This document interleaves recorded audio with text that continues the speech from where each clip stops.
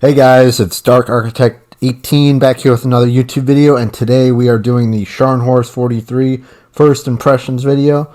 So before we get into that, just want to say I do ship reviews, Death Strike videos, and much more. So before I start, make sure to like the video and subscribe to the channel. And if you like the content and want to support the channel, make sure to hit that notification bell to stay up to date for all my videos. And now it's time to get to it. So we're going to do the commanders, inspirations, then break down the modifications we have, and then the stats for the ship, and then we're going to round off with the analysis of the game. So first of all, we got the commanders. So we have Otto Ciliax with inspirations of Franz von Hipper and Henrique Fernandez, with skills of a good day's work, highly educated crew, firefighter, master mechanic, and fight fire with fire. So we're doing full secondary build here for range, reload, and accuracy as well. Modifications, we have secondary battery mod 2 in the first slot, damage control system mod in the second slot, concealment system mod in the third slot, and secondary battery mod 3 in the last slot. So we're doing more secondaries, more reload, more accuracy, and more range. So for our stats, we have a survivability of 79 out of 100, so 65,000 HP, 13 to 306 millimeters of armor, 22% torpedo damage reduction. Artillery is an 81 out of 100, so we have 3x3 283 millimeter guns, which are 11-inch guns. 18 kilometer firing range, 22 second reload time, 25 second 180 degree turn time, 3300 max HE shell damage, 20% fire setting chance, 8359 max AP damage. Now on to the secondaries, same as the Scharnhorst, by the way, the regular Scharnhorst. So 7x2, 105 millimeters. Oh, I guess the only difference between the Scharnhorst 43 and the Scharnhorst, first of all, the biggest difference is the secondaries, the range. Same secondaries, just different range between the two ships. So the regular Scharnhorst, I think you can get the secondaries up to, with the full secondary build, probably like 8 kilometers, maybe 8.5 max. But with this build, you can get your secondaries up to, I think, probably 11.4. I have 11.3 currently. I have pretty much everything maxed, except maybe one commander that needs a little bit more. But anyways, we have 2.5 second reload, 1200 max HE shell damage, 8% fire setting chance, and that's for the 105 millimeter guns. Now for the 150s, we got 4 of them, 4x1, 11.3 kilometer firing range, 5.2 second reload time, 1600 maximum HE shell damage, and then a 12% fire setting chance. And then we have 4x2 150 millimeter guns, 11.3 kilometer firing range, 5.2 second reload with 1600 max HE shell damage and a 12% fire setting chance. So decent overall. Torpedoes, 18 out of 100, 2x3, 533 millimeter torpedoes with a 115 second reload time, 7.2 second 180 degree turn time, 14,333 max damage, 1.3 kilometer torp detectability, and then a 6 kilometer torp range and 64 knot speed for the torps. So that's pretty typical for the Germans right there. We also have an AA defense of 66 out of 100. So it's not great, but it's not terrible. But I mean, personally, if it could be a little bit higher, maybe like lower 70s, that'd be better. But you know, it is what it is based on this build, how I have it stocked. So with AA, we have 10x1, 20 millimeter guns, 30 average damage per second, 2 kilometer firing range, 5x4, 20 millimeter guns, 30 average damage per second, 2 kilometer firing range. Then we have 8x2, 35 millimeter guns, 21 average damage per second, 3.5 kilometer firing range, 7x2, 105 millimeter guns, with 166 average damage per second with 4.5 kilometer firing range. So that's pretty good. The 105s are really good for the AAA, but the rest of them are definitely a little bit lacking on the damage side and the range. Maneuverability, we got a 47 out of 100, 30.9 knot max speed, 800 meter turning circle radius, 14.5 second rudder shift time.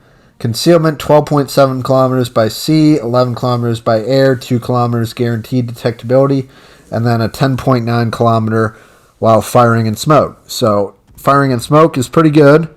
Detectability by sea is definitely above average for a battleship at tier 7. Most battleships, I would say, are above 13.8 to 15.3 kilometers detectability for the most part.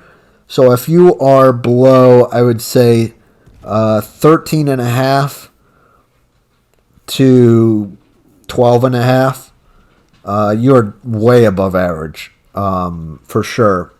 Most battleships, I would say, are right around 14, maybe even 15. Some a little bit higher, 13s, 13.8, 13.6. So, I mean, Monarch is another good comparison in terms of a stealthy kind of battleship. I think that one's like 13, 13.5. Base, maybe you can get it down to like 12.8, 12.6. Don't quote me on the numbers for the 12.6 or the 12.8, but that's what I'm thinking based off of what I remember. So pretty stealthy battleship, but this one is really fun because you got the speed boost, you have the better secondary range by at least 3 kilometers difference between the regular Scharnhorst and the Scharnhorst 43, and you also have better reload for your secondaries because of just how it's spec'd for a secondary build overall. So it's really, really enjoyable with this auto celiacs build. So I definitely recommend that. I've also done a couple other builds with just reload and dispersion and mixing that in. So definitely play around with the Scharnhorst 43. It's definitely a really, really fun ship overall, and the torpedoes are just typical German torpedoes. You know, there's not really any difference at all between the regular Scharnhorst and the Scharnhorst 43. But yeah, it's a fun ship. You just got to be careful with the armor. I think it can only bounce 15 inch guns, so you got to be really careful about that and really pick your targets. You'll see this game, I really did push too far up a little bit, but I could have probably stayed back a little bit more, but considering that a good chunk of the team wasn't all the way up too, and then I pushed too far forward, I died a little bit too quickly. But you're going to just see the rest of this game as it pans out, as me kind of watching initially somebody else on the team just to get a better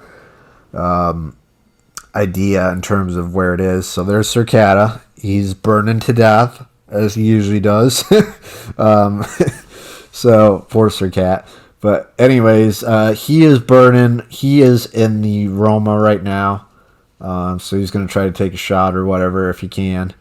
Get his last shot off. There he goes. His shots are going towards the Brandenburg. He's going to get something. He gets a little bit, maybe 3,000 or something. But anyways, this game overall I thought showed the Scharnhorst 43's potential. So you got some citadels, you got 3 kills, you got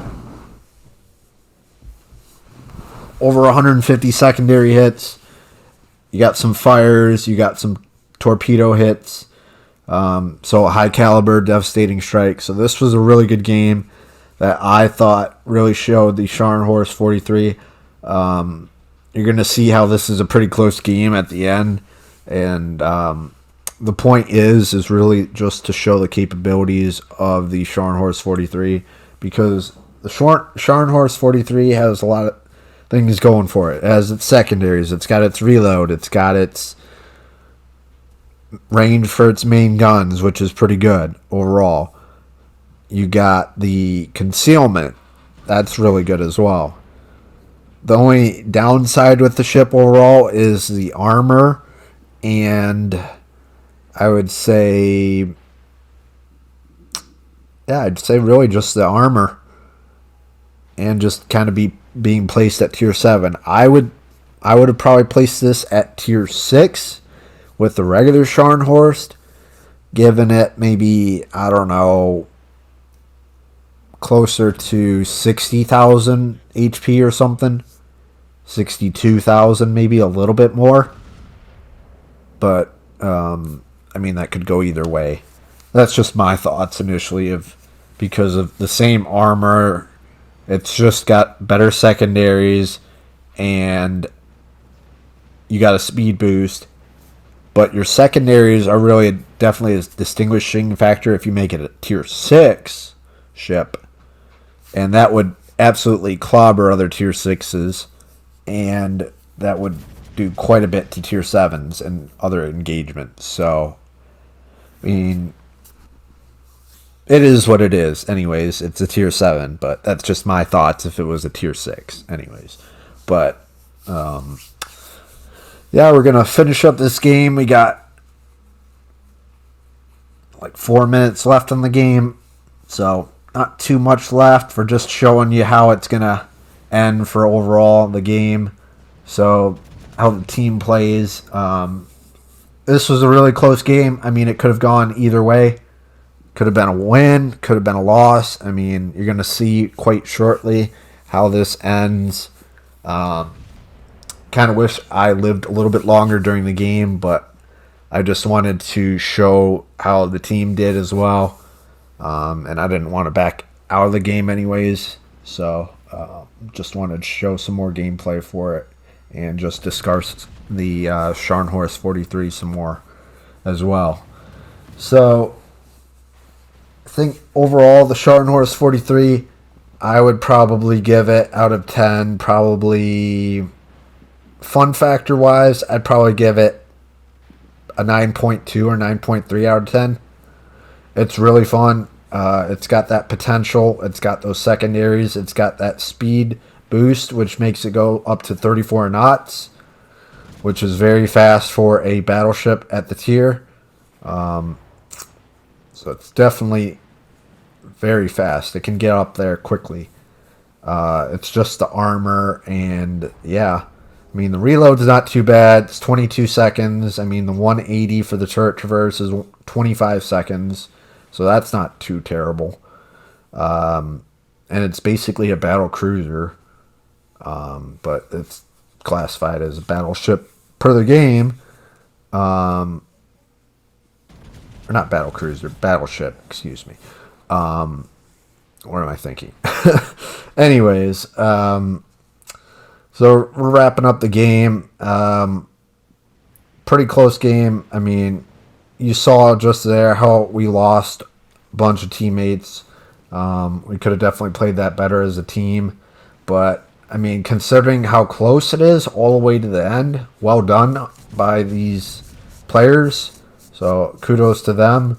But, you know, it could have definitely went either way. I thought, when I was looking at this initially, I thought this was going to be a win right off the bat. But, like, right here, it was like, dude, shoot him top of the, you know, superstructure. You got him.